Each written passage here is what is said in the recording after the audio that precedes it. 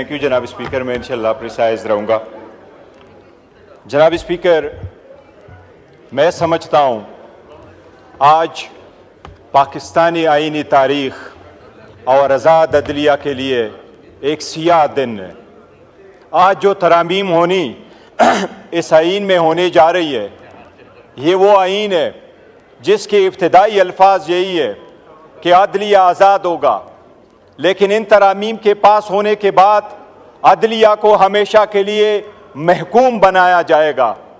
ये constitutional court नहीं बनाना चाह रहे जनाब स्पीकर, ये मलक कयूम कोर्ट बनाने जा रहे हैं।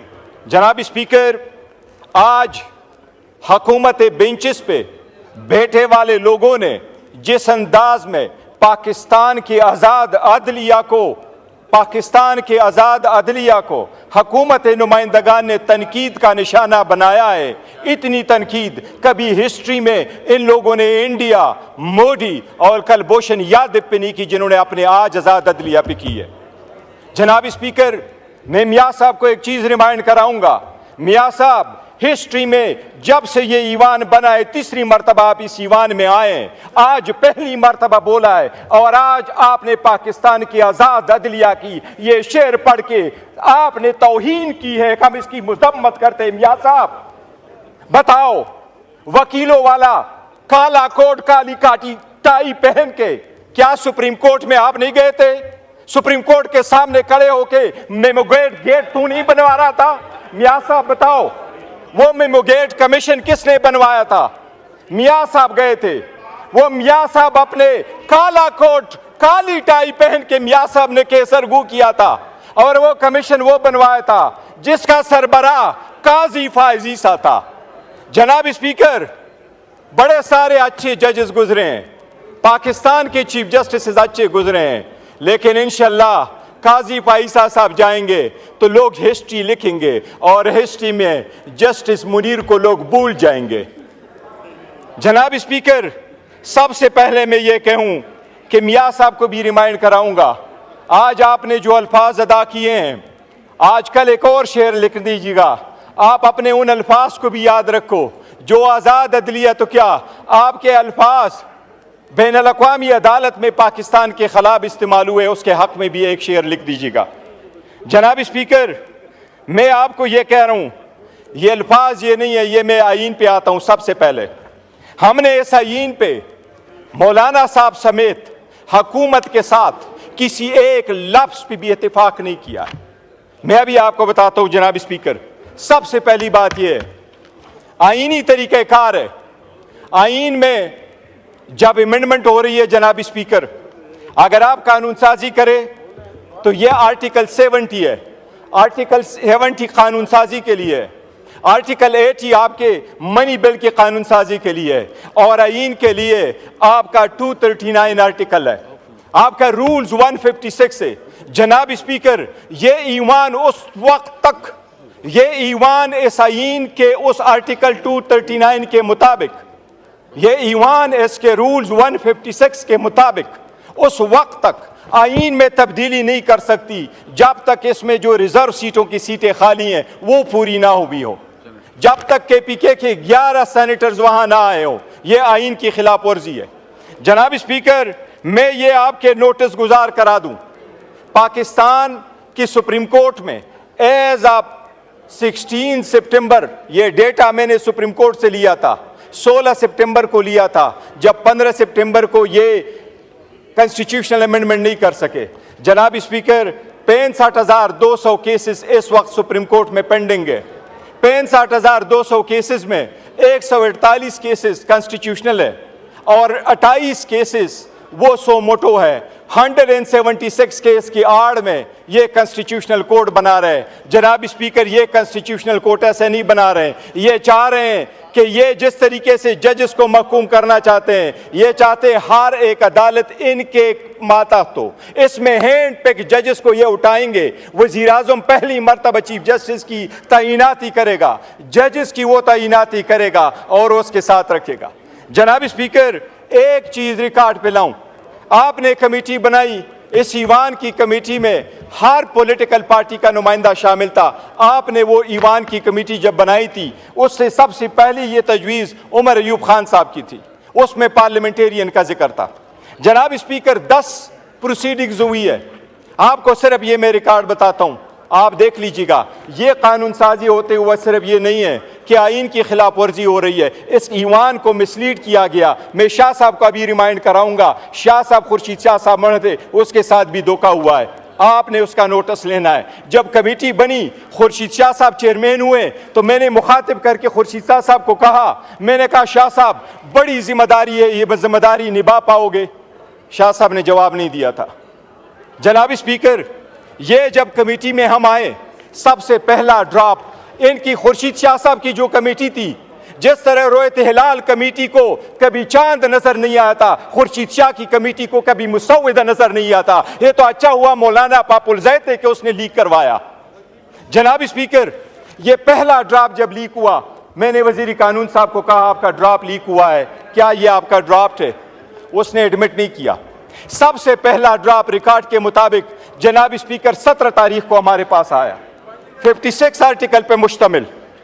आखिरी ड्राफ्ट ये आपके मेरे साथ हाथ में जनाब स्पीकर, ये वो ड्राफ्ट है जो मैंने अपने आमिर डोगर से नहीं लिया। ये वो ड्राफ्ट है जो मैंने पुलेन साहब को बुलाया, मैंने पुलेन साहब से कहा आप मुझे अपना ड्राफ्ट दे दे। वो कौन सा ड्राफ्ट है? ये वो ड्राफ्ट है जो खुर्शीद शाह साहब की कमेटी ने फाइनल किया। जनाब स्पीकर, सारे पार्लियामेंटेरियन के सामने इसने ये दावा किया कि ये ड्राफ्ट फाइनल है, ये पार्लियामेंट की तरफ से जा रहा है, ये ईवान में जब ड्राफ्ट आएगा वो इसके मुताबिक होगा। ये पुलेन साहब इनकी तरफ बैठे हुए हैं, उनसे आप पूछ ले। जनाब स्पीकर, ओवरनाइट क्या हुआ कि आपने ये मंजूर शुदा, हमारे तरफ से नहीं, मैं रिकॉर्ड पे 2 चीजें आपको कहूं।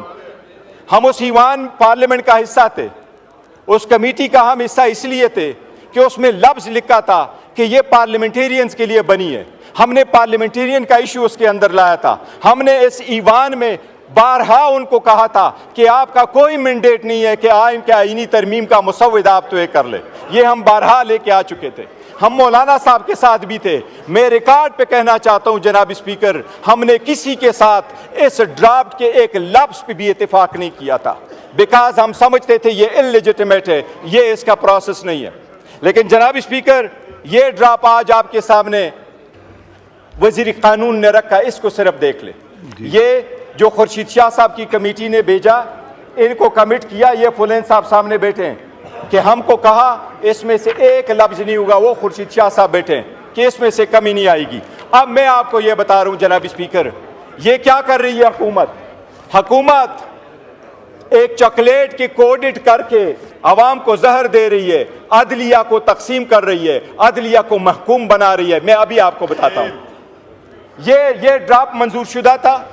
इस ड्राफ्ट में ये लिखा था, पहला लफ्ज देखे, ये देखे, सबसे पहला लफ्ज देखे जनाब स्पीकर, इसमें यह लिखा था कि कमीशन होगा चीफ जस्टिस पे मुश्तमिल और इसमें होंगे 4 सीनियर जजेस। आपने इसको क्यों चेंज किया? यह हुकूमती ड्राफ्ट में क्यों चेंज आया? दूसरी बात, यह कमेटी आपने बनाई जिसमें से जजेस की अपॉइंटमेंट होना था, इनके अल्फाज में आपने तय्युर क्यों डाला, 230 क्यों डाला? आपने दूसरे लफ्ज इसमें लिखा जनाब स्पीकर, ये आपके सामने गोशगुजार कराता हूं, ये कमेटी के सीनियर जजेस को किसने चेंज किया? ये चौथा आपके सामने लेके आ जाता हूं जनाब स्पीकर, कमेटी ने कोई भी इस बात पे इत्तेफाक नहीं किया था, कमेटी में कोई भी आर्टिकल 202A नहीं था, कमेटी ने कोई अप्रूवल नहीं दी थी, कमेटी ने कभी नहीं कंसिडर किया था कि हाई कोर्ट के लेवल पे भी कॉन्स्टिट्यूशनल बेंचेस होंगे। जनाब स्पीकर, ये आपने की कॉन्स्टिट्यूशन कमेटी थी, ये खुर्शीद शाह साहब ने नोट भेजा था, ये ईवान के साथ भी फ्रॉड हुआ है, जो ऐसा ड्राफ्ट आया है जो ईवान ने नहीं भेजा। जनाब स्पीकर, मैं 3 चीजों का अर्ज करता हूँ जी। ये आदलिया पे अटैक है, बस काइंडली वाइंड अप कीजिए। जनाब स्पीकर, मैं कंप्लीट करता हूँ जनाब स्पीकर, मैं आर्टिकल 175 का जनाब स्पीकर आपको एक अर्ज कर रहा हूँ। एक चीज जनाब स्पीकर, लीडर को बुलाएं जी। जनाब स्पीकर, अभी चीफ जस्टिस का जब इंतखाब होगा उसमें 8 एमएनए शामिल होंगे और इसमें 4 सेनेटर शामिल होंगे। जनाब स्पीकर, जब बाकी तौर पे हम अपॉइंट करते हैं जजेस को तो उसमें अपोजिशन और गवर्नमेंट के एक जैसे नुमाइंदे होते हैं। आपने इसमें प्रोपोर्शनेट रिस्पांस, आपने प्रोपोर्शनेट रिप्रेजेंटेशन क्यों प्रोवाइड किया? इसका मतलब यह कि जो कमेटी होगी वो ज़्यादा तादाद हुकूमत की होगी, चाहे वो सेनेट है चाहे वो कौमी असम्बली है। इनका मतलब यह कि ये खुद बनाएंगे, ये कॉन्स्टिट्यूशनल कोर्ट के बेंचेस ये खुद बनाएंगे, जजेस की अपॉइंटमेंट ये खुद करेंगे, चीफ जस्टिस का अपॉइंटमेंट भी ये वज़ीर आज़म खुद करेगा। जनाब स्पीकर, ये अदलिया की आज़ादी के खिलाफ सबसे बड़ा कदगन है।